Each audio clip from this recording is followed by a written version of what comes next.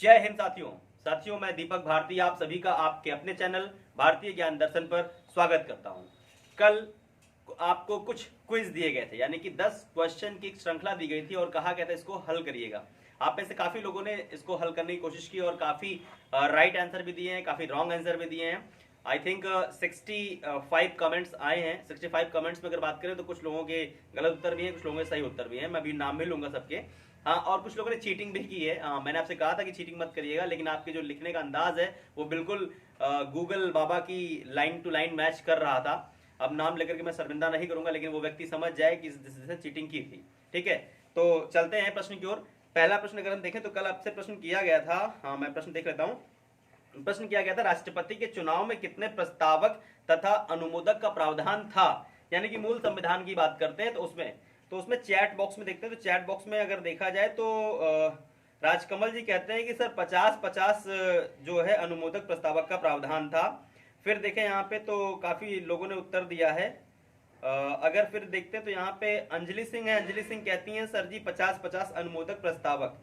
अंजलि जी, आपका सिलेक्शन हो चुका है और आप यूपी कांस्टेबल बन चुकी हैं, तो आपको ध्यान देना चाहिए कि आपको दरोगा भी बनना है। इस प्रकार के उत्तर से आपका कुछ होने वाला फिर नहीं है, यानी कि आप फिर कांस्टेबल बनकर ही रह जाओगे और मैं नहीं चाहता कि आप यही बनकर रह जाओ। मैं आपके कंधों पर वो 2 सितारे देखना चाहता हूँ। ठीक है, तो पढ़ाई से बिल्कुल मुंह मत मोड़िए। ये नहीं सिलेक्शन हो गया तो आप पढ़ाई बंद कर रही हैं, आप पढ़ती रहिए। और जितने भी स्टूडेंट मेरे पर्सनल टच में हैं, जो मेरा व्हाट्सएप नंबर जानते हैं, तो कृपया करके व्हाट्सएप पे कमेंट्स मत किया करिए, आप कमेंट्स बॉक्स में कमेंट्स किया करिए। यहाँ पे देखिए बहुत से लोगों ने काफी उत्तर दिए हैं, लेकिन ये उत्तर सरासर गलत है। किसी का भी एक उत्तर ये सही नहीं रहा। यानी कि अगर हम बात करें तो किसी भी स्टूडेंट का, यानी कि जो 65 स्टूडेंट है उनमें से किसी का ये प्रश्न सही नहीं था। आपको बताता हूं मैं, समझिएगा।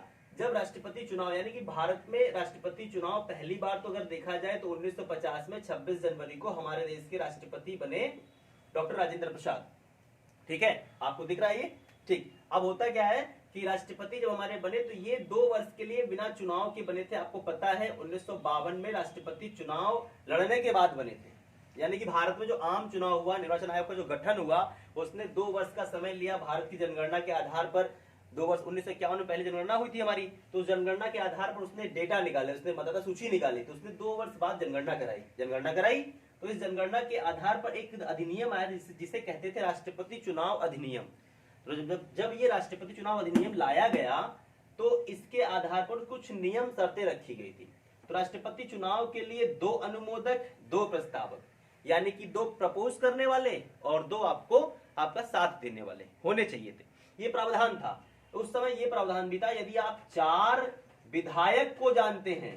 ठीक है, 4 विधायक को जानते हैं, यानी कि जो राष्ट्रपति चुनाव लड़ना चाहता है व्यक्ति, यदि वो 4 विधायक को जानता है तो वो नामांकन फॉर्म फिल कर सकता है। समझ रहे हैं? और राष्ट्रपति को वोट डालने वाले व्यक्तियों में से 2 अनुमोदक, 2 प्रस्तावक होने चाहिए। ये पहले परंपरा हुआ करती थी। लेकिन फिर क्या हुआ, इस अधिनियम में संशोधन किए गए। 1974 में एक संशोधन हुआ, 1977 में संशोधन हुआ और 1997 में संशोधन हुआ। ध्यान से सुनिएगा इस बात को, आपको अभी पूरा डाउट क्लियर हो जाएगा। हुआ क्या, ये क्यों किया गया? क्योंकि पहला प्रश्न दूसरे प्रश्न से जुड़ा हुआ है और एक दूसरे से अटैच है। आपको भी मालूम चल जाएगा, पहला, दूसरा, तीसरा और चौथा प्रश्न एक दूसरे से ही अटैच है।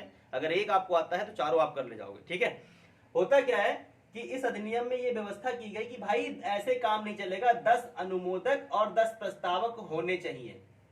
बहुत से लोगों ने दिया 20 अनुमोदक, 20 प्रस्तावक। आप लोगों ने उपराष्ट्रपति के चुनाव की व्याख्या दी है। उपराष्ट्रपति के चुनाव में 20 अनुमोदक, 20 प्रस्तावक होते हैं। आप सबने वो आंसर दिया है। ठीक है, तो आगे बढ़ते हैं। अब यहां क्या है कि 10 अनुमोदक, 10 प्रस्तावक का प्रावधान किया गया। क्यों किया गया? क्योंकि कुछ लोग ऐसे थे जो राष्ट्रपति चुनाव बार बार लड़ना चाहते थे, लेकिन सफलता उनको नहीं मिलती थी। मैंने प्रश्न भी किया था, राष्ट्रपति चुनाव सबसे अधिक बार लड़ने वाले व्यक्ति कौन थे, उनका नाम आता है। तो राष्ट्रपति चुनाव का नामांकन सबसे अधिक बार करने वाले हरिनाम नाम के एक व्यक्ति थे। हरिनाम जी ने 1974, मतलब 4 बार लगातार वो नॉमिनेट अपना उन्होंने फॉर्म भरा। और बड़े इत्तेफाक की बात थी कि उनको जो नॉमिनेट करते थे, यानी जो प्रपोज करते थे, वो लोग भी वोट नहीं डालते थे। बड़ी हैरानी की बात थी। यानी कि राष्ट्रपति का जो चुनाव था वो तमाशा बन गया था। तो इसको दूर करने के लिए ये कानून, नया नियम, उसमें संशोधन किया गया कि 10 अनुमोदक, 10 प्रस्तावक। अब यानी कि जो हरिनाम साहब थे अब वो बाहर हो गए, क्योंकि भाई उनको इतने लोग नॉमिनेट करने वाले भी तो होने चाहिए और इतने मनोनीत करने वाले होने चाहिए। तो अब ऐसी प्रक्रिया से कुछ लोग बाहर होना शुरू हो, यानी कि जिसका नहीं हुआ कि मन कि हम भी राष्ट्रपति चुनाव लड़ेंगे, हम भी आ जाएंगे राष्ट्रपति बनने, हम भी चल रहे हैं, तो ऐसी प्रक्रिया से कुछ लोग बाहर हो गए। ये रहा आपके पहले प्रश्न का उत्तर। अब यहीं से दूसरा प्रश्न जुड़ जाता है कि 50 अनुमोदक और 50 प्रस्तावक किस वर्ष लागू किए गए। तो 50 अनुमोदक 50 प्रस्तावक 1997 में राष्ट्रपति चुनाव के दौरान ये कहा गया कि अब 50 अनुमोदक और 50 प्रस्तावक होने चाहिए। अब 10-10 से काम नहीं चलने वाला है, समझ रहे हो भाई, 10-10 से काम नहीं चलने वाला है, इसको बढ़ाया जाना चाहिए। तो ये बढ़ाया गया, पहले 2 था, फिर 10 था, फिर 50 पे हम लेके गए।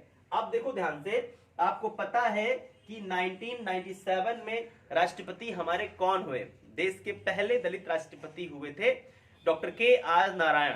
तो के.आर. नारायण जी के समय में जब वो चुनाव लड़ने आए तो ये प्रक्रिया की उनको इस प्रक्रिया का सामना करना पड़ा था। उसके बाद से परंपरा आप देख ही रहे हो। कहा जाए अगर तो नीलम संजीवा रेड्डी जी जब 25 जुलाई को उन्होंने पदभार ग्रहण किया था, तब से हमारे यहाँ राष्ट्रपति का जो कार्यकाल यानी कि राष्ट्रपति की जो पद की शुरुआत है वो 25 जुलाई से हो गई है, वरना हमारे यहाँ राष्ट्रपति का जो पदभार ग्रहण होता था वो 13 मई से होता था। समझ रहे हो आप इस बात को। तो पहले प्रश्न को आई होप अच्छे से समझ गए होगे आप। दूसरे प्रश्न की ओर बढ़ते हैं। दूसरा प्रश्न क्या कहता है, दूसरा प्रश्न कहता है किस वर्ष राष्ट्रपति के चुनाव में 50 प्रस्तावक और 50 अनुमोदक की व्यवस्था को शुरू किया गया था। तो आपको यहाँ पे उत्तर मिल चुका है, 50 अनुमोदक और 50 प्रस्तावक 1997 में व्यवस्था शुरू की गई थी। अब यहाँ पे आ रहा है सबसे अधिक बार राष्ट्रपति चुनाव लड़ने वाले व्यक्ति कौन थे।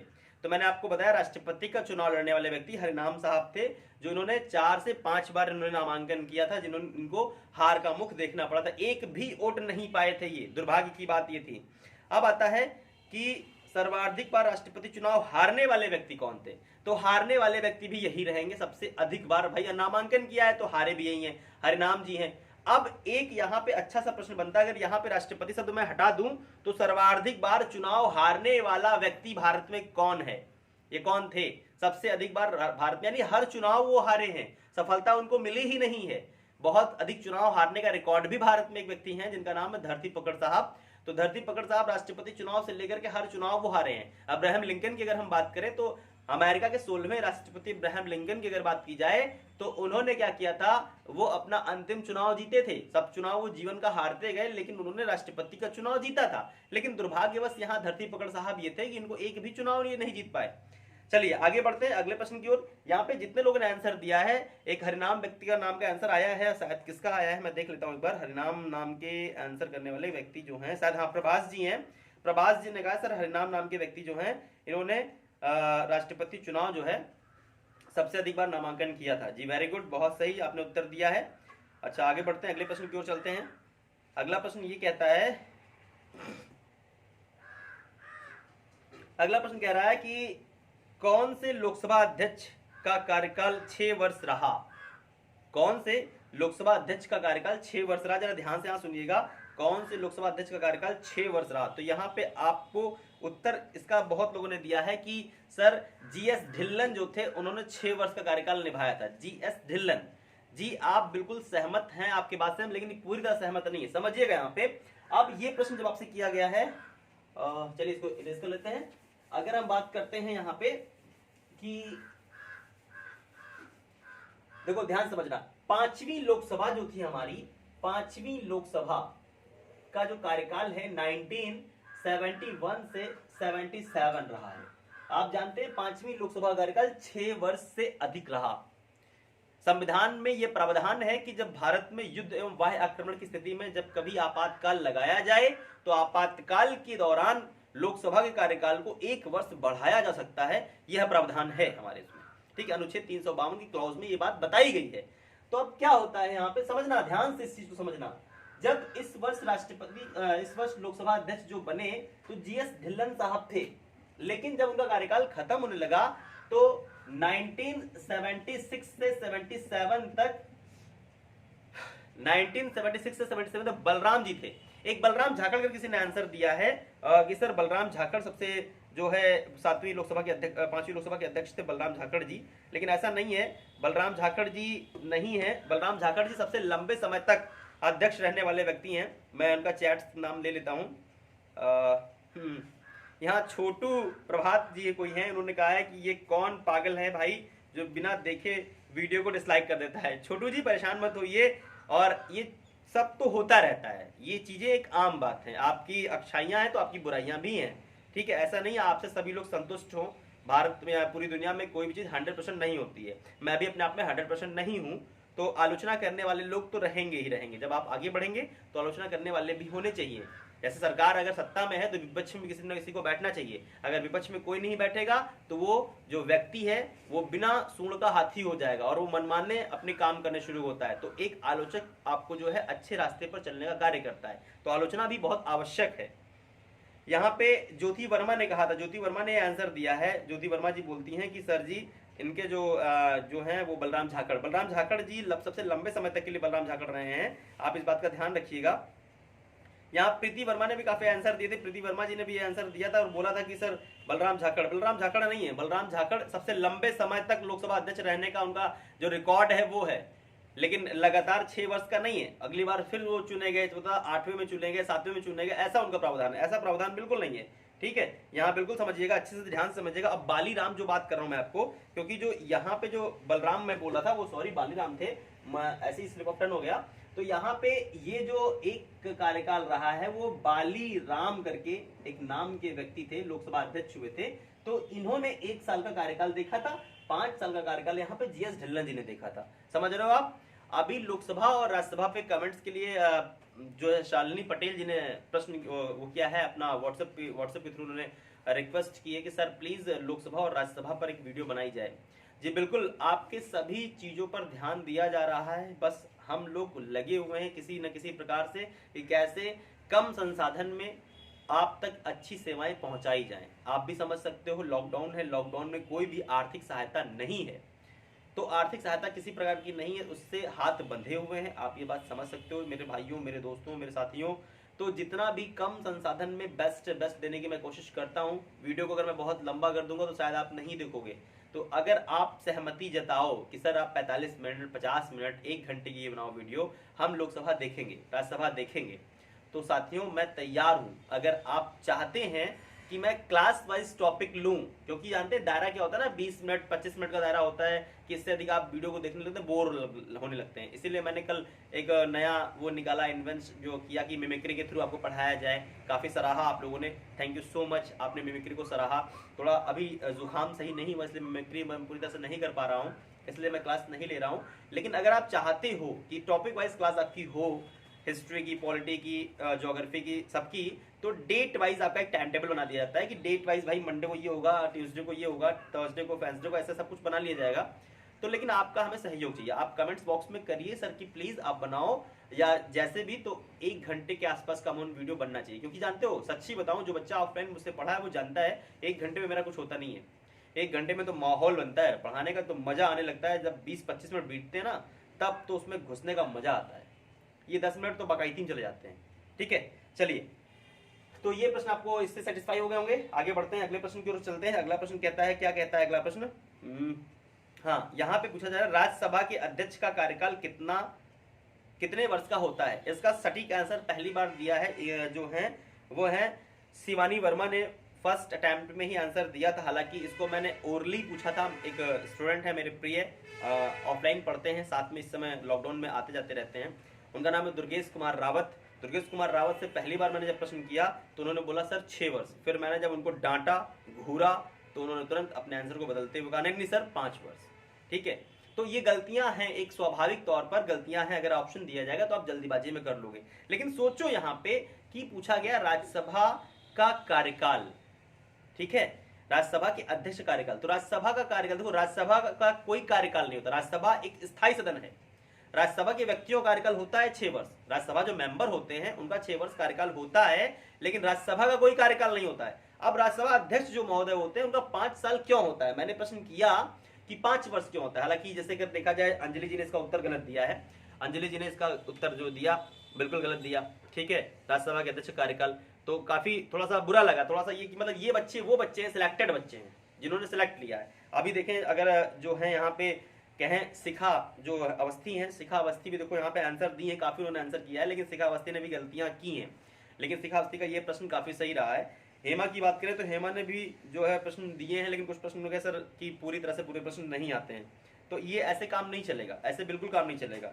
यहाँ पे देखें ऋतुराज है, ऋतुराज ने भी काफी आंसर अच्छा दिया है, लेकिन आपके आंसर जो है वो दुविधा भरे हैं, यानी कि कंफ्यूजन बहुत ज्यादा है आप लोगों को, आप लोगों का बेस कंप्लीट नहीं है, इसलिए आपसे रट्टाफिकेशन वाला काम करते हो।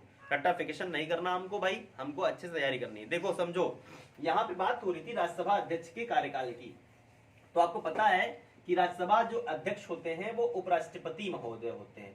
कौन? उपराष्ट्रपति महोदय होते हैं, ठीक है।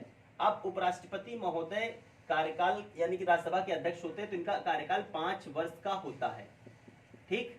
अब एक तो आप आंसर ये दे सकते हो कि उपराष्ट्रपति होता है उसका कार्यकाल 5 वर्ष, इसलिए सर 5 वर्ष उसका होगा, अध्यक्ष वही रहेगा, 5 वर्ष बाद नया उपराष्ट्रपति बनेगा। ठीक है, ये उत्तर कुछ हद तक है, लेकिन ये उत्तर इसका सटीक उत्तर नहीं है, क्योंकि अगर आप आरओ कर रहे हो, बहुत से बच्चे जैसे वहां पे शालिनी पटेल आरओ की प्रिपरेशन कर रहे हैं, तो उन्होंने कहा सर आरओ में थोड़ी सहायता मिलेगी। बिल्कुल, तो अगर आप देखो एक अच्छे जो जिसे कहते हैं ना अच्छी तरह से पढ़ना चाहते हो और आगे भविष्य में भी चाहते हो कि हम आगे पढ़ते रहें, आगे जानकारी बढ़ोतरी, तो ये आपका उत्तर सटीक उत्तर नहीं है। सटीक उत्तर ये होना चाहिए कि राज्यसभा का जो अध्यक्ष होता है वो राज्यसभा का सदस्य नहीं होता है। राज्यसभा का जो सदस्य होगा उसका 6 वर्ष होगा, राज्यसभा का सदस्य वो है ही नहीं, तो 6 वर्ष कहां से होगा उसका भाई, उसका तो 5 ही वर्ष होगा ना। चलो आगे बढ़ते हैं, यानी अगले प्रश्न की ओर बढ़ते हैं। अगला प्रश्न क्या कहता है? अगला प्रश्न कहता है यहाँ पे 7वां प्रश्न है, वर्षा ऋतु का सूचक कौन पक्षी माना जाता है? काफी आंसर आए हैं। प्रभास ने आंसर दिया है कि सर वर्षा ऋतु का सूचक पक्षी सारस है, ठीक है। यहाँ पे अगर हम बात करें तो कुछ चीटर लोग भी हैं, मैं नाम नहीं लूंगा क्योंकि चीटिंग भी काफी लोगों ने किया। उन्होंने गूगल बाबा की सहायता ली और गूगल बाबा में पहली लाइन लिखा था कि जो उल्लू का चीखना, ठीक है, ये जो है वर्षा का सूचक है, मेढक का टर्राना ये सूचक है, और मोर का चिल्लाना ये सूचक है। ये बिल्कुल हूबहू वही लाइन है जो गूगल बाबा ने दिया है, तो मैं नाम नहीं लूंगा क्योंकि इसे कहते हैं खुलेआम बेइज्जती, ठीक है। भरी सभा में जो है बेइज्जती कर रहा, तो मैं नहीं चाहता नाम लेना, तो आप समझ गए होंगे ऐसे नाम मैं नहीं ले सकता। तो कृपया करके प्लीज अगली बार से ध्यान रखिएगा, आपको चीटिंग नहीं करनी है, ठीक है। मैंने आपसे कहा था ना कि आप पढ़ाई करते, आप इसकी वजह जानते तो मिलता। अब देखो आपके उत्तर बिल्कुल सटीक उत्तर हैं, लेकिन अगर ये क्वेश्चन एसएससी का है, वास्तविकता में एसएससी में पूछा गया प्रश्न है, 2013 का प्रश्न है, ये सेकंड मीटिंग का प्रश्न रहा है। तो इसमें जब प्रश्न पूछा गया था तो इसका उत्तर जो आया था वो आया था जो बया पक्षी होता है, जिसे गांव में खुतरा पक्षी कहते हैं, खुतरी कहते हैं। खुतरी गांव में जो भोजपुरी जो हमारा एक पूर्वांचल है उधर कहते हैं, भोजपुरी में कहते हैं उसको खुतरा पक्षी, लेकिन शहर की भाषा में उसे बया कहा जाता है। बया पक्षी पेड़ों पर लटकते हुए अपने घोंसले बनाते हैं और बिल्कुल गौरैया की ही डुप्लीकेट होते हैं ये जो सटीक उत्तर था। हालांकि अगर मान्यताएं देखी जाएं तो मान्यताएं ऐसी बहुत सी हैं कि जैसे किसान क्या था हमारा, पहले किसान हमारा यानी कि इतना हमारा आधुनिकीकरण नहीं था, तो किसान हमारे कैसे जानते थे कि अब वर्षा होने वाली है, इस बार बहुत बारिश होगी। गांव में जाइए तो बाबा कहते हैं भैया इस बार ठंडी बहुत पड़ेगी, इस बार बारिश जम के होगी। तो बाबा ने भविष्यवाणी की कैसे की, वो अपना अनुभव कैसे शेयर कर रहे हैं। तो जब कभी उनसे पूछी तो वो कहते थे कि जिस वर्ष नीम के पेड़ पर फूल अधिक लग जाएं, उन पर फूल अधिक आ जाएं, उस वर्ष वर्षा जमकर होने वाली। बकरियों का कान आपस में बहुत तेजी से मूव करना वर्षा का सूचक है। अगर दूसरी बात करें एक और, तो ध्यान से अगर समझिए तो यहाँ पे जो सारस पक्षी है, यानी कि सारस पक्षी की बात करें तो प्रभास ने उत्तर दिया सर सारस पक्षी। तो प्रभास जी आपका उत्तर बिल्कुल सही है, आपके पूर्वजों ने आपको बता रखा है कि सारस पक्षी सूचक है, लेकिन सारस पक्षी सूचक ऐसे नहीं है। सारस पक्षी जब अपने झुंड में ऊपर आसमान में वृत्ताकार आकार बनाते हैं, वृत्ताकार जब आकार बनाने लगते हैं तो इसको माना जाता है कि वर्षा का सूचक है ये, यानी वर्षा होनी है। मेढक का टर्राना जानते क्या होता है? मेढक का टर्राना तो ये तो एक मेकिंग के लिए ऑफर करना होता है। जो नर होते हैं, नर के अंदर ही वोकल्स होते हैं, नर ही बोल सकते हैं, मादा नहीं बोल सकती। तो नर अपनी आवाज से मादा को अट्रैक्ट करते हैं। जितनी ज्यादा जिसके नर की आवाज में फ्रीक्वेंसी होगी, मादा उससे उतनी इंप्रेस होगी और वो मादा से समागम तभी उसका हो पाएगा। तो वो तो एक अलग प्रक्रिया है। यहाँ पे मेढक के प्रजनन की प्रक्रिया ये हो गई, ठीक है, मेढक आपने बताया। लेकिन स्थानीय अगर भाषा में देखा जाए, एक साइंटिफिक रीजन से देखा जाए तो बया पक्षी इसका राइट आंसर होगा। ठीक है, चलिए आगे पढ़ते हैं, अगले प्रश्न की ओर बढ़ते हैं। अगला प्रश्न क्या कहता है यहाँ पे, संयुक्त बैठक की अध्यक्षता करने वाले लोकसभा अध्यक्ष कौन थे? संयुक्त बैठक की अध्यक्षता करने वाले लोकसभा अध्यक्ष कौन थे? तो आपको पता है कि संयुक्त बैठक अब तक कितनी बार हुई है? आप मुझे इसका उत्तर देंगे, संयुक्त बैठक अब तक कुल कितनी बार हुई है? अगर संयुक्त बैठक की अगर हम बात करें तो संयुक्त बैठक अब तक कुल कितनी बार हो चुकी है? कुछ आइडिया है? No idea. देखिए संयुक्त बैठक अब तक 3 बार हो चुकी है। अगर हम बात करते हैं तो सबसे पहले 1961 इसमें बिल आता है और बिल यहाँ पेश होता है, ये है दहेज प्रथा अधिनियम। ठीक है, फिर एक आता है 1977 बैंकिंग अधिनियम, और फिर 2000 आता है, ये 2000 आता है आपका है ये आतंकवादी गतिविधियों पर रोक लगाने पोटा एक्ट। तो पोटा एक्ट जब निकल कर आता है तो आपको याद होगा यहाँ पर कि ये जो लोकसभा के जो अध्यक्ष महोदय होंगे वही इसके होंगे। तो अब देखो ध्यान से यहाँ पर देखना, यहाँ पर अगर हम बात करते हैं तो 1952 से 57 5 ईयर और 57 से 62 तक, यहाँ पे तभी तो का 5 वर्ष ना भाई।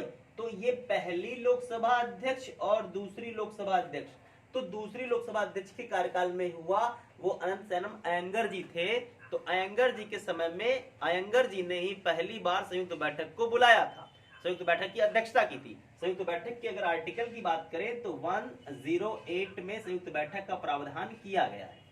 राष्ट्रपति इसका आवाहन करते हैं यानी आहूत करते हैं, लोकसभा अध्यक्ष इसकी अध्यक्षता करते हैं। लोकसभा अध्यक्ष अगर अनुपस्थित होते हैं तो लोकसभा के उपाध्यक्ष महोदय इसकी अध्यक्षता करेंगे। अगर दोनों अनुपस्थित हैं, लोकसभा अध्यक्ष भी नहीं है उपाध्यक्ष भी नहीं है, तब राज्यसभा के उपसभापति महोदय इसकी अध्यक्षता करेंगे, उपराष्ट्रपति नहीं करेगा। इस बात का बिल्कुल ध्यान रखिएगा। ठीक है, चलो आगे चलते हैं, आगे प्रश्न की ओर बढ़ते हैं। अगला प्रश्न क्या कहता है, अगले प्रश्न की ओर बढ़ते हैं। यहां पे पूछा जा रहा है, नवा प्रश्न है, संविधान संशोधन विधेयक को क्या राष्ट्रपति पुनर्विचार के लिए लौटा सकता है? समझिएगा, राष्ट्रपति महोदय के सामने अगर संविधान संशोधन विधेयक पेश किया जाए तो क्या उसे वो वापस पुनर्विचार के लिए भेज सकते हैं? जी नहीं, ऐसा नहीं है। धन विधेयक और संविधान संशोधन विधेयक को राष्ट्रपति पुनर्विचार के लिए नहीं लौटा सकता है। आर्टिकल 368 में इस बात का पूरा व्याख्यान किया गया है, साफ साफ कहा गया है कि जो संविधान संशोधन विधेयक हैं वो 2 प्रकार के होते हैं, लेकिन भारत में 3 प्रकार से होते हैं। संविधान संशोधन की जो प्रक्रिया है आपने सिर्फ नॉर्मली पढ़ रखा है, उस प्रक्रिया से काम नहीं चलने वाला है, हमें डीप में जाना है और डीप में पढ़ाई करनी है। आरओ या पीसीएस की अगर हम बात करें तो आप में अगर सिर्फ आपसे पूछा जाए क्षमादान की प्रक्रिया तो आप 72 बोल दोगे, लेकिन अगर आपसे पूछा जाए क्षमादान कितने प्रकार का होता है तब आप शायद नहीं दे पाओगे उत्तर। तो मेरे साथियों, मेरे भाइयों, प्यार से, आराम से, धीरे धीरे आप नॉलेज को गेन करिए, लेकिन नॉलेज ऐसा गेन करिए फिर आपको किसी की जरूरत ना पड़े, इधर उधर चैनल पे घूमने की जरूरत ना पड़े। बार बार कुछ नहीं पढ़ना, एक बार पढ़ना है। हम बाबर के एक नारे से बहुत प्रभावित हैं। बाबर ने जो है अगर कहें तो खानवा के युद्ध में उसने नारा दिया था, जिहाद का नारा दिया था, एक बार लड़ो, अल्लाह के नाम पर लड़ो, आखिरी बार लड़ो, अगर जीते तो तुम्हें दिल्ली मिलेगी और अगर मरे, शहादत हुई तो तुम्हें जन्नत मिलेगी। तो मेरा वो नारा तुम लोगों के लिए है भाइयों, एक बार पढ़ो, आखिरी बार पढ़ो, सिलेक्शन के नाम पर पढ़ो। अगर सिलेक्ट होगा ना तो फिर सितारे मिलेंगे, और नहीं सिलेक्ट हुए तो रोज गाली खाते हो, फिर गाली खाना क्या दिक्कत है? वो तो गाली खाने की आदत हमको हो गई है। हम लोग का जीवन बुद्ध भगवान की तरह है, बिल्कुल सो के उठते हैं तो म्यूजिक से हमारी शुरुआत होती है, पापा की गाली शुरू होते हैं हम लोग, उठ जा नालायक, लॉकडाउन में पड़ा सो रहा है। चलो आगे प्रश्न की ओर बढ़ते हैं। यानी कि आपने देखा होगा यहाँ पे आपका ये प्रश्न यानी कि आपको क्लियरिफिकेशन मिल चुका है 9वें प्रश्न का। 10वां प्रश्न यहाँ पे पूछा जा रहा है आपसे, योजना आयोग के अंतिम अध्यक्ष और उपाध्यक्ष कौन थे? आपको पता है कि 2015 1 जनवरी से योजना आयोग नीति आयोग बन चुका है, आपको पता है ना। तो योजना आयोग यानी कि उस समय रहा जब प्रधानमंत्री नरेंद्र मोदी जब प्रधानमंत्री बने तो योजना आयोग रहा, लेकिन 1 जनवरी 2015 से ये नाम बदला गया। जरा समझना यहाँ पे, मोदी बाबा जो हैं हम लोगों के, मोदी बाबा पहली बार 26 मई 2014 को पदभार ग्रहण करते हैं। 16वीं लोकसभा, हमारे प्रधानमंत्री बने, बड़े सपने दिखाए थे, बड़े अच्छे अच्छे वादे के अच्छे दिन आने वाले हैं। अब इससे अच्छे दिन तो हमें लगता है नहीं आने वाले हैं, कि हम लोग इस पढ़ाई के लिए मोहताज हो गए हैं। शराब की दुकानें खुली हैं और किताबों की दुकानें बंद हैं। ऐसा भारत में पहली बार हुआ है। मोदी जी ने कहा ना जीएसटी बढ़ाएंगे, देख रहे हैं सब जीएसटी बढ़ रही है हमारी, कितनी बढ़ रही है। गैस है, देख रहे हैं गैस का दाम बढ़ रहा है, यहाँ पे तेल का दाम देखिए बढ़ रहा है, सब बढ़ रहा है। तो बस जीएसटी हमारी बढ़ रही है, ठीक है। तो बुराई नहीं करते भाई, योगी बाबा मोदी बाबा जी हैं, कुछ भी कर सकते हैं, क्षमा करिएगा, ठीक है। अब देखिए यहाँ पे क्या करते हैं कि 26 तारीख को जब वो मई में उन्होंने पदभार पहला ग्रहण किया, तो उसके बाद इन्होंने 2015 में योजना आयोग का नाम बदल के नीति आयोग कर दिया। लेकिन इधर बीच कितने महीने रहे वो, 5वें महीने में प्रधानमंत्री बने और 1 महीने यानी कि जनवरी महीने में इसका नामकरण चेंज किया गया। तो कुल मिलाकर देखिए 7 महीने तो वो भारत के प्रधानमंत्री रहे। योजना आयोग के अध्यक्ष 7 महीने रहे। जानते हैं योजना आयोग का अध्यक्ष प्रधानमंत्री ही होता है। तो योजना आयोग का जो अंतिम अध्यक्ष होगा वो माना जाएगा वास्तविकता में अगर देखा जाए तो नरेंद्र मोदी होंगे। और मोंटेक्सिक अहलुवालिया जो थे, आपको याद होगा उस समय, तो उस समय ये उनके उपाध्यक्ष हुआ करते थे। बाद में अरविंद पनगड़िया, जब देखो नाम चेंज हुआ, जब ये योजना आयोग नीति आयोग बन गया तो अरविंद पनगड़िया आ गए थे, आपको पता होगा। तो अगर आप इसको लेके चल रहे हैं तो भी आपका ये उत्तर सही है, अगर इसको नहीं लेके चल रहे हैं आप तो आप फिर मनमोहन सिंह के समय में आइए। मनमोहन सिंह के समय में, यानी मनमोहन सिंह जो है इसके अंतिम अध्यक्ष वास्तविकता में कहा जाए कि 12वीं ये जो है 12वीं पंचवर्षीय योजना थी, जो हमारी योजना 17 तक थी, 12 से लेकर 17 तक की योजना 12वीं पंचवर्षीय योजना थी हमारी। लेकिन 14 में ये बन के इसका नामकरण उन्होंने चेंज कर दिया, कार्यकाल भी बढ़ा दिया इसका। तो अगर देखा जाएगा तो इसका सटीक आंसर जो होगा, अगर ऑप्शन में नरेंद्र मोदी मिलेंगे और मनमोहन सिंह दोनों मिलेंगे तो आपको नरेंद्र मोदी टिक करना है, वरना अगर नरेंद्र मोदी जी नहीं दिए जा रहे हैं तो आपको मनमोहन सिंह टिक करना है। और मोंटेक सिंह अहलुवालिया इनके उपाध्यक्ष थे, ठीक है। तो ये रहे आपके 10 प्रश्नों का व्याख्यान विवेचन। ये 10 प्रश्न सिर्फ थे दोस्तों, ये सिर्फ आपको एज एक हैबिचुअल करने के लिए ये दिया गया था। ये श्रृंखला बढ़ेगी प्रश्नों की, और एक दिन छोड़कर एक दिन के बाद ये आपको मिलेगी, यानी सप्ताह में 3 आपको मिलेंगे। अब कल आपको नई श्रृंखला दी जाएगी जिसमें आपको कल आपको दिया जाएगा। तो कल प्रश्नों की अगर हम बात करें तो कल प्रश्नों की संख्या बढ़ सकती है। कल हो सकते हैं आपके मिसलेनियस जीएस के प्रश्न हो, history, polity, geography, economics, science, ठीक है। यहाँ पे अगर हम बात करें तो हिस्ट्री, पॉलिटी, ज्योग्राफी, साइंस से याद आया है, यहाँ पे शिखा अवस्थी जी बार बार ये कहते हैं कि सर एक वीडियो का क्रम बना लीजिए और टाइम सेट कर दीजिए। जी बिल्कुल, उस बात पर अमल किया जाएगा और आपके सब्जेक्ट वाइज भी आपको पढ़ाया जाएगा। क्योंकि लॉकडाउन में आप समझ सकते हो, लॉकडाउन में दिक्कत ये है ना कि कोई भी टीचर घर से निकलने को तैयार नहीं है। आप पता है ना, बहुत दूर दूर से आते हैं टीचर पढ़ाने के लिए। तो जो टीचर अवेलेबल हैं यहाँ पर स्टूडियो में करंट टाइम यहाँ पर, वही आपको क्लासेस दे सकते हैं। कोशिश वैसे मैं पूरी करूँगा कि आपको मैं निराश ना करूँ, हताश ना करूँ। तो आपको मैं पूरी तरह से आपको क्लासेस देने का तो वादा नहीं कर सकता, क्योंकि वादा तो टूट जाता है। मैं कोशिश कर सकता हूँ कि कोशिश करने वालों को कभी हार नहीं होती है ना। कोशिश करने वालों से जो बच जाता है वही इंतजार करने वालों को मिलता है ना। तो इन्हीं शब्दों के साथ आपसे अलविदा लेना चाहूँगा। और हाँ, जो आपके बॉलीवुड क्लासेस होने वाली हैं वो आपकी जल्दी ही होने वाली हैं, बस मुझे ठीक होने दीजिए, थोड़ा बॉलीवुड एक्टर्स की आत्माओं को अपने अंदर एब्जॉर्ब कर लेने दीजिए, फिर शुरू होते हैं, है ना। तो आज के लिए इतना रखता हूँ। जय हिंद साथियों।